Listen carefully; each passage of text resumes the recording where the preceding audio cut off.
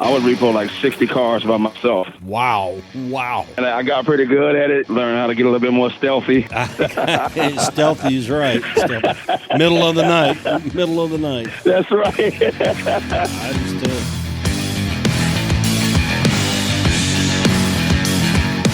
Welcome to Six Figure Trucker, the podcast where we share advice on how to be successful in trucking and have fun while doing so. We'll share stories, news, and advice on how to earn six figures in trucking, and we'll speak to guys and gals that are already doing so. Let's get to the show.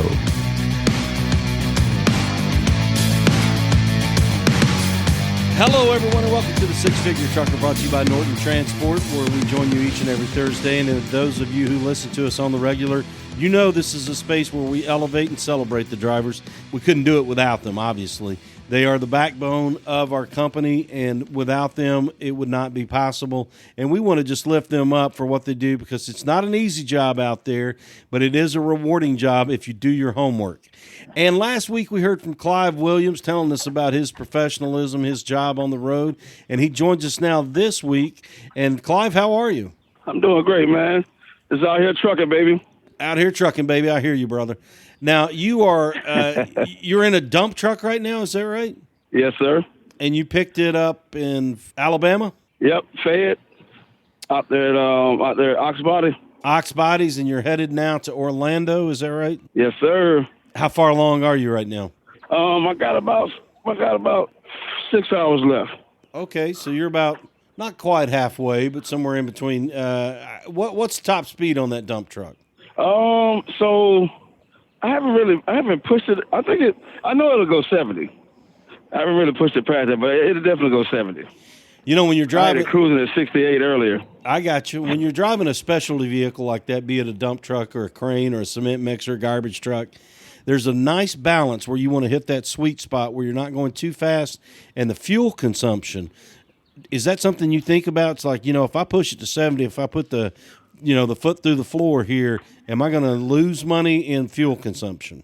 So with the mixers and the box trucks, well, not the box trucks, but the dump trucks and the mixers and stuff like the utility trucks, I found that, it's kind of, I know people may say it's slow, but 62, somewhere like 63, I wouldn't really go too much past that. If you want to still kind of move, the steady pace, but, keep those RPMs down, that's kind of like that's a nice little speed right there. Yeah, because driving those type of trucks. Now, are you in a Mack right now, or what kind of truck are you in? This is a Pete. You got your Pete, okay. What kind of mileage you getting off that, or MPG? Are you getting about 4 or 5? Actually, right now I'm getting about 7. Oh, that's a win in a dump truck. If you're getting 7 miles a gallon, that's a win. I know. Now, Clive joined us last week and told us about his time on the road. He's got his Hazmat license. He's got his tanker license or tanker credentials. He's got his ones. He's got his doubles. Got his triples. He's got his TWIC card. You have all kinds of credentials across the board, dear. I was looking at your on-time percentage, and all those numbers check off. You check all the boxes, and you've been driving. Almost 10 years before you came to us? Yes, sir. And tell us about your endorsements that you have and why you have them. I have, I got into Hazmat for a while there. I was actually, this was with a company, Total Transport, and very good company. I was doing what they call a Farmers Business Network. So I was delivering chemicals to, and that was interesting. Being out there in the middle of nowhere. And the GPS never worked because you're on the farm, so you had to kind of figure out, which field of corn you had to pass to get to where you was going. Yeah, which direction you were going. Yeah, yeah, man. So I did that for a while, almost about a year, and then I used a little bit of my tankers working with Catrali over in Arbondale. That's an orange juice plant that we have over there. I did that for about 3.5 seasons. Just so I could be closer to my son. That's down in Orlando, Auburndale? Yep. Yes, sir. It's kind of close to Orlando. Yep, gotcha. Now, you've got your tanker endorsement. You got your you had your Hazmat, but you're going to get it back, you say? Yes, sir. And you've got your doubles, your triples, and your TWIC card. Yes.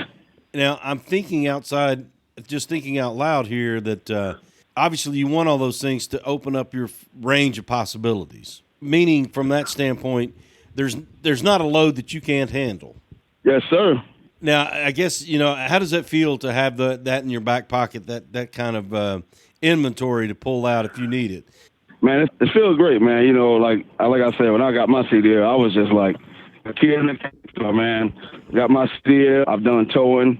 I used to repo. I did repoing for about a year and a half, too. The Repo Man. Clive, tell us what that was. Tell us what that was like. Oh man, that was down in Florida. Oh yeah, that was interesting, man. Well, the good thing is I never got shot at. I got threatened a couple times, but I never got shot at. So would you have, like a carrier car, and you went and picked up cars? Or? So we had so what we would use to do the repos, we had like what they call a snatch truck. Got the little claw on the back of it. Oh yeah. So yeah, that's what we used to repo in, and then because I was a truck driver, I used to haul the cars off to the auction every Saturday. Gotcha. Now tell me about the times you got threatened there. I'm sure it was a little uneasy.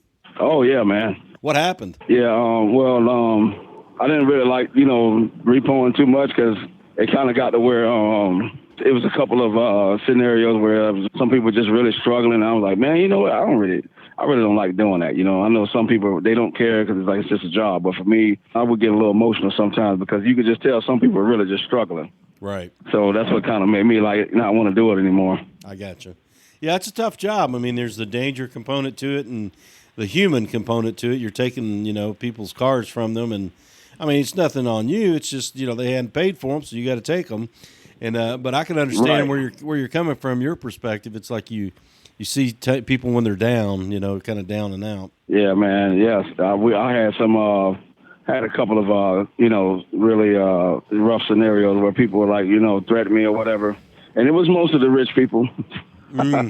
Taking nice cars. Huh? Yeah, taking nice cars. Man, that was a wonderful experience. I guess it's a little awkward to say that, but I learned a lot, man. I learned a lot about how important transportation is, for one. I mean, a lot of people were actually working. A lot of the cars that we repoed, they were doing the gig work, Uber, Lyft, DoorDash, all that kind of stuff.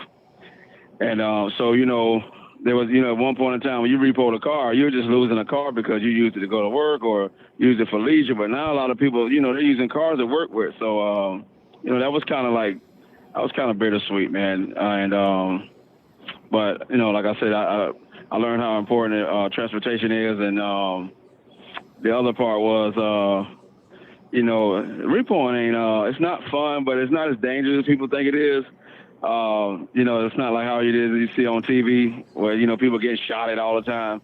It really doesn't happen that way. It's more so if you're courteous and, respectful, a lot of times you won't get those negative reactions. But yeah, I had a couple of crazy, interactions, but I had this one lady, I had to beg her to get off my truck, man. Oh my God, that was crazy. She's trying to get that car. Yeah, man. She kept saying she was a Spanish lady too. She jumped on the forks of my truck. I was like, listen, man, please get off my truck. And I was just begging her. Her kids were outside, and she was like, no, if I move, you're gonna take my car. I said, ma'am, listen, I'll leave the car here. I just want you to get off my truck. I want to go home, man. Mm-hmm. I was out there negotiating with her for like almost an hour and a half. Oh my goodness! She would not get off my truck, man. You're like, I don't know if I signed up for this. Oh, you're listening to Clive Williams here on the Six Figure Trucker, brought to you by Norton Transport. Clive's telling us about his life and times as a driver and also working in the repo world. And you said it wasn't necessarily the threats that got to you, but it was the emotional thing as far as seeing how it hit people when you had to come get their cars. Yes, sir. What was that like? I mean, I guess it had to be tough on you too. Like I said, it was bittersweet, and the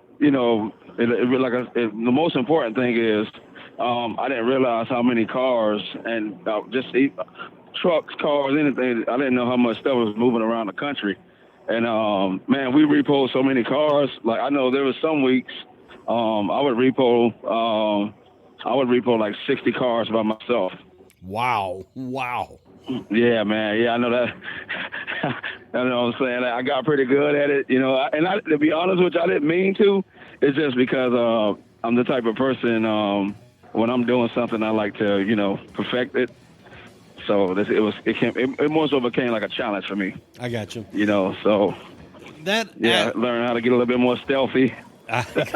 Stealthy is right. Stealthy. Middle of the night. That's right. I understand. But key word you said there, perfect. How has that inspiration to be perfect, to perfect your craft, how has that bled over into Driveaway for you? Man, in so many ways. Because the biggest thing when I first started here, just doing Driveaway, I was thinking like, man, it's gonna be easy, you know. Oh man, I mean, getting to the trucks and stuff, as challenging. It's, you know, I don't have a tow car, so I haven't got one yet. So it was like me trying to get to this truck or that truck. It was getting the Ubers and the Lyfts and the buses and the trains and the planes. You know, I was like, man, I never traveled as much in my freaking life, man. So, man, I can say I'm pretty good at it now. So, man, I have actually, I was telling my mom about it yesterday. I said, Mom, I ain't never caught as many buses and trains and Ubers in my life. And she was like, why are you doing all that? I said, well, I don't have a tow car. And I was like, I could get one, but I kind of like this too because it's really challenging doing it like this. I got you. But it's all about connecting the dots. Yes, sir. All right, you've heard it from Clive Williams here on the Six Figure Trucker joining us here. Clive, thank you so much for your time and your expertise that you've shared with us, the wisdom, the knowledge. We appreciate it. And be safe out there on the open road. Yes, sir. Absolutely. Six Figure Trucker is brought to you by Norton Transport. Norton Transport is a drive-away trucking company that customers can rely on. It offers excellent independent contract driving opportunities to professional, courteous, and qualified drivers that can provide the kind of service we deliver. If you're interested in learning more about Norton or just want to subscribe to the show, check out 6-figuretrucker.com. That's 6-figuretrucker.com.